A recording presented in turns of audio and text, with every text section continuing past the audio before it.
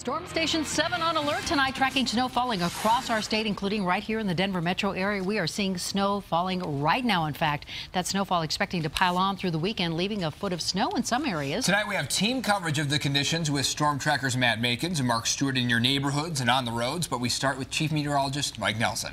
This is a fascinating storm, and it's just getting rolling. Look at the whole state pretty much painted over with watches, warnings, advisories. We have the winter storm warning here in effect until 5 p.m. on Sunday. It's a long-lasting storm, and it's just getting warmed up now over the metro area. Seeing a nice little burst of snow develop over Denver. You can see it from around Bellevue Avenue, down across the Tech Center, extending right up through central Denver. This is coming down at a pretty good clip at the moment, extending to the north all the way up toward Boulder, and this will bring us a quick burst of 1 to 3 inches of snow overnight tonight.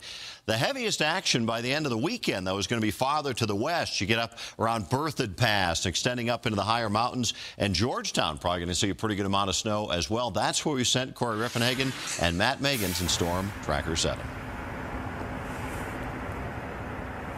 Thanks, Mike. Tonight, the conditions along I-70 here at Georgetown have improved greatly. Earlier today, it was closed right here. It was closed for 2.5 hours. Traffic went back 6 miles. That traffic flowing much easier tonight.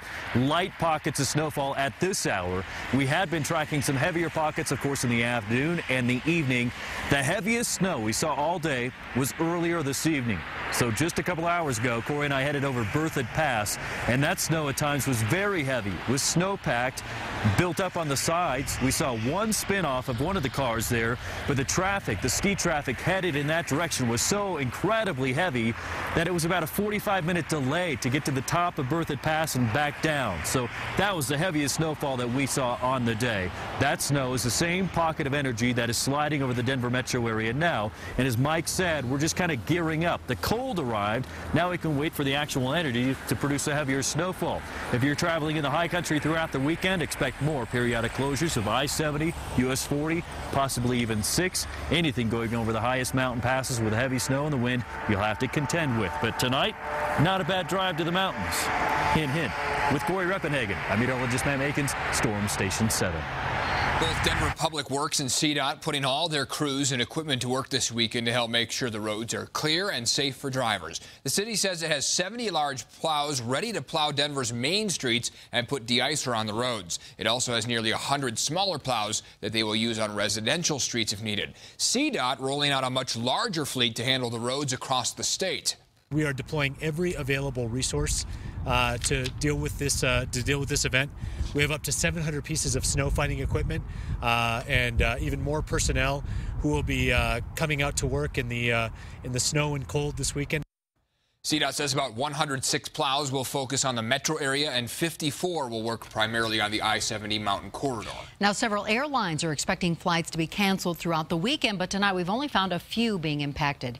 Airlines reminding travelers to check your flight status before you head out to the airport. And, of course, CDOT keeping an eye on the roads. It's a live look at I-70 at East Vale right now. The roads snow-packed out there, snow still coming down as well. And 7 News reporter Marshall Zellinger is live at the CDOT Command Center tonight. And Marshall, that's where they monitor conditions statewide.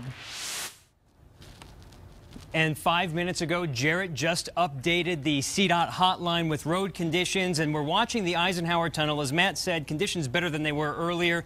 Right over here, these plows just took off to plow in the westbound direction of the Eisenhower Tunnel. Here's another one that just came eastbound. As we get closer to the metro area, this camera at El Rancho, you can see the snow. You can see it very infrequently now, but 10 minutes ago, you could see a lot of the flakes. As we head closer to the metro area here, I-70 in Harlan, that's getting closer to I-70 and I-25, you can see a lot of the splashback right there on I-70 itself. And also now within the last 10 minutes, we're being able to see the visible snowflakes near Park Meadows here at I-25 and Dry Creek. The highway clearly wet, but now it may be difficult to see because we're shooting a monitor that the snowflakes are visible coming in this direction. But CDOT staying on top of this, watching what's happening here, checking their computers, knowing the road conditions, and updating the hotline to let you know whether it's safe or not to head toward the mountains tomorrow morning. Reporting live, Marshall Zellinger, 7 News.